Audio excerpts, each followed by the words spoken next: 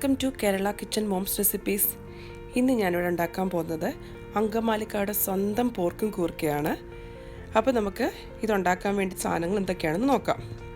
ഞാനിവിടെ പോർക്ക് എടുത്തിട്ടുണ്ട്. ഇതുപോലെ ചെറിയ പീസായിട്ട് കട്ട് ചെയ്തെടുത്താണ്. ഇത് ഏകദേശം 1 കിലോയോളം ഉണ്ട്. അപ്പോൾ ഞാൻ ഇത് കഴുകി വെള്ളം വാരാൻ വേണ്ടി വെച്ചിരിക്കുന്നതാണിത്. ഇനി നമുക്ക് ആവശ്യം ചെറിയ ഉള്ളിയാണ്. ചെറിയ ഉള്ളി ഇല്ലെങ്കിൽ സവാളയായാലും മതി. അപ്പോൾ ഇത് ഞാൻ ഏകദേശം ഒരു 1/2 കിലോയോളം എടുത്തിട്ടുണ്ട്.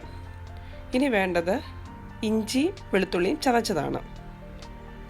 ഇനി മെയിൻ ഇൻഗ്രീഡിയൻസ് എന്ന് പറയുന്നത് നമ്മുടെ കൂർക്കയാണ്. അത് ഞാൻ ഇതുപോലെ കട്ട് ചെയ്തെടുത്ത് വെച്ചിട്ടുണ്ട്. അപ്പോൾ ആദ്യം തന്നെ നമുക്ക് ഈ പോർക്ക് വേവിച്ചെടുക്കണം. അതിനായിട്ട് ഞാൻ ഇവിടെ കുക്കറിനകത്താണ് ഉണ്ടാക്കുന്നത്. നമുക്ക് പോർക്ക് കുക്കറിനകത്തേക്ക് ഇട്ട് കൊടുക്കാം.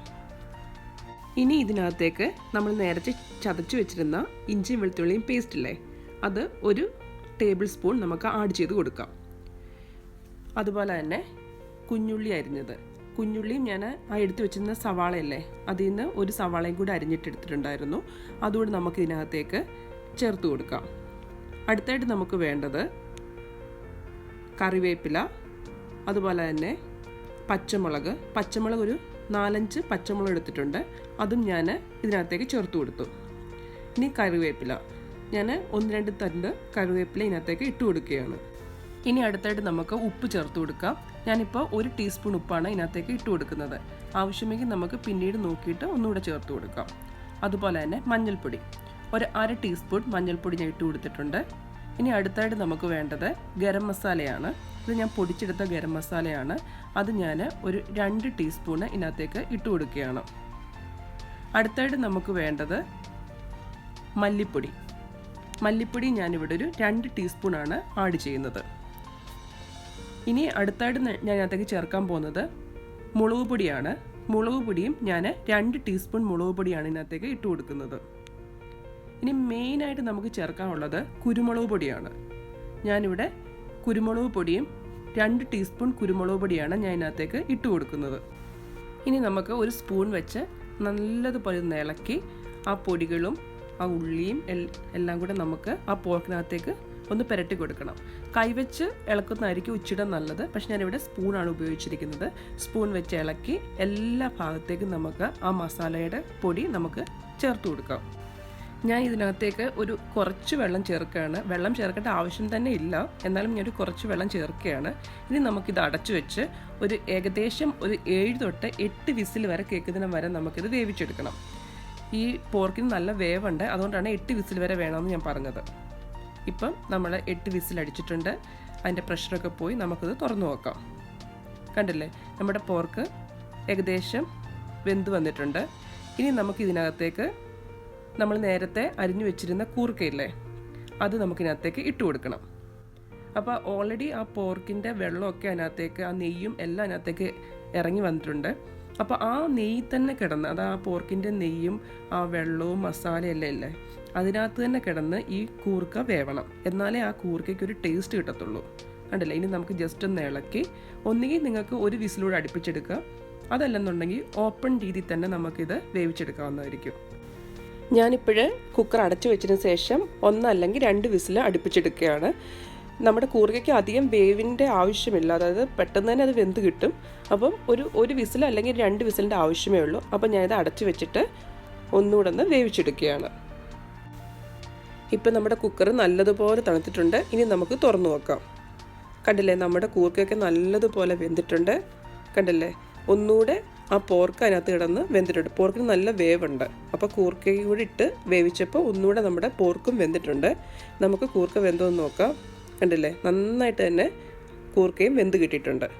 ഇനി അടുത്തതെന്ന് പറഞ്ഞു കഴിഞ്ഞാൽ നമ്മളിത് മസാല സെപ്പറേറ്റ് ഉണ്ടാക്കുകയാണ് ചെയ്യുന്നത്. എന്നിട്ട് അതിനകത്തേക്ക് നമ്മൾ ഈ വെന്ത കൂർക്ക ഇട്ട് കൊടുക്കുകയാണ്. അതിനുവേണ്ടി ഞാനൊരു പാത്രം ഇവിടെ വെച്ച് ചൂടാക്കിയിട്ടുണ്ട്.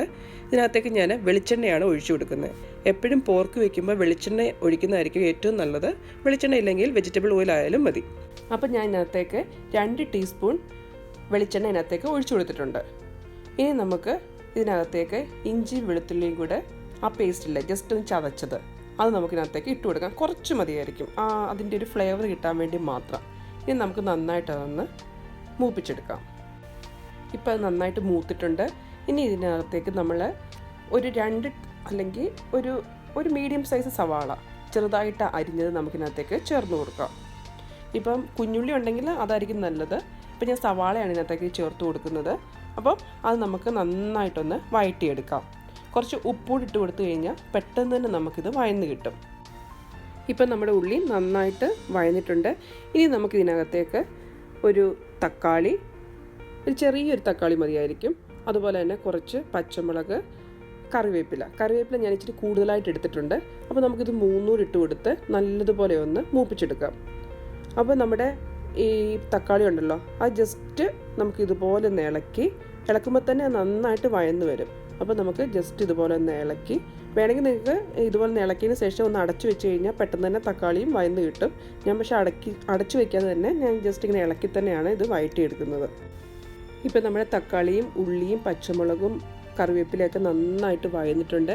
ഇനി നമുക്കിതിനകത്തേക്ക് മസാലകൾ ഓരോന്നായിട്ട് ഇട്ട് കൊടുക്കാം. അപ്പോൾ ആദ്യം തന്നെ ഞാൻ ഇട്ട് കൊടുക്കുന്നത് മഞ്ഞൾപ്പൊടിയാണ്. മഞ്ഞൾപ്പൊടി ഒരു 1/4 തൊട്ട് 1/2 ടീസ്പൂൺ വരെ നമുക്ക് ഇട്ട് കൊടുക്കാം. ഇനി നമുക്ക് അതൊന്ന് ഇളക്കി അതിൻ്റെ പച്ചമണം മാറുന്നിടം വരെ നമുക്കൊന്ന് മൂപ്പിച്ചെടുക്കാം. ഇപ്പം മഞ്ഞളിൻ്റെ പച്ചമണമൊക്കെ മാറിയിട്ടുണ്ട്. ഇനി നമുക്ക് ഇതിനകത്തേക്ക് മല്ലിപ്പൊടി ആഡ് ചെയ്ത് കൊടുക്കാം. ഞാൻ ഏകദേശം ഒരു 2 ടീസ്പൂൺ മല്ലിപ്പൊടിയാണ് ഇതിനകത്തേക്ക് ഇട്ട് കൊടുക്കുന്നത്. അപ്പോൾ നമുക്ക് ആ മല്ലിപ്പൊടിയുടെയും പച്ചമണം ഒന്ന് ഇളക്കി മാറ്റിയെടുക്കാം. അടുത്തായിട്ട് നമുക്ക് ഇതിനകത്തേക്ക് ഇട്ട് കൊടുക്കാനുള്ളത് ഗരം മസാലയാണ്. ഞാൻ ഏകദേശം ഒരു 1.5 ടീസ്പൂൺ ഗരം മസാലയാണ് ഇതിനകത്തേക്ക് ഇട്ട് കൊടുക്കുന്നത്. അപ്പം നമുക്ക് ആ ഗരം മസാല ഇട്ടതിന് ശേഷം നല്ലതുപോലെ ഇളക്കി ഒന്ന് മൂപ്പിച്ചെടുക്കാം. ഇനി അടുത്തായിട്ട് ഇടാനുള്ളത് മുളക് പൊടിയാണ്. ഞാനിവിടെ 2 ടീസ്പൂൺ മുളക് പൊടിയാണ് ഇതിനകത്തേക്ക് ആഡ് ചെയ്യുന്നത്. അതുപോലെ തന്നെ ഇതിനകത്തേക്ക് ഞാൻ കുരുമുളക് പൊടി ഇട്ട് കൊടുക്കുകയാണ്. ഞാൻ ഏകദേശം 3 ടീസ്പൂൺ കുരുമുളക് പൊടിയാണ് ഇതിനകത്തേക്ക് ഇട്ട് കൊടുക്കുന്നത്. അപ്പോൾ കുരുമുളകിൻ്റെ ടേസ്റ്റ് ഇച്ചിരി മുന്നേ നിൽക്കുന്നതായിരിക്കും നല്ലത്. അപ്പോൾ ഞാൻ ഏകദേശം 3 ടീസ്പൂണോളം കുരുമുളക് പൊടി ഇതിനകത്തേക്ക് ഇട്ട് കൊടുത്തിട്ടുണ്ട്. ഇനി നമുക്ക് നല്ലതുപോലെ ഒന്ന് ഇളക്കി ആ പൊടികളൊക്കെ ഒന്ന് ചൂടാക്കിയെടുക്കാം. ഇപ്പോൾ നമ്മുടെ മസാലയൊക്കെ നന്നായിട്ട് മൂത്തിട്ടുണ്ട്. ഇനി നമുക്കിതിനകത്തേക്ക് നേരത്തെ തയ്യാറാക്കി വെച്ചിരുന്ന പോർക്കും കൂർക്കയും കൂടി ഇട്ട് കൊടുക്കാം.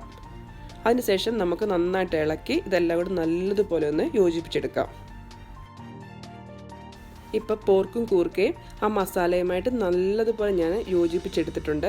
ഇനി നമുക്കിതിനകത്തേക്ക് കുറച്ച് കറിവേപ്പിലയും കൂടി ഇട്ട് കൊടുക്കാം. അതിനുശേഷം അടച്ചു വെച്ചിട്ട് ജസ്റ്റ് ചെറിയ ചൂടിൽ, അതായത് അധികം തീ കൂട്ടി വയ്ക്കരുത്. അപ്പോൾ അങ്ങനെ കൂട്ടി വെച്ച് കഴിഞ്ഞാൽ അടിയിൽ പിടിക്കാനുള്ള ചാൻസ് ഉണ്ട്. അപ്പോൾ ചെറിയ ചൂടിൽ നമുക്കൊന്ന് വേവിച്ചെടുക്കാം. ഇപ്പം ഞാനൊരു 4 തൊട്ട് 5 മിനിറ്റ് നേരത്തോളം ഞാൻ ചെറിയ തീയിൽ നമ്മുടെ പോർക്കും കൂർക്കയും ഒന്ന് വേവിച്ചെടുത്തായിരുന്നു. കണ്ടില്ലേ? അപ്പോൾ നമ്മുടെ ആ മസാലയും എല്ലാം നല്ലതുപോലെ ഒന്ന് പിടിച്ചിട്ടുണ്ട്. കണ്ടില്ലേ?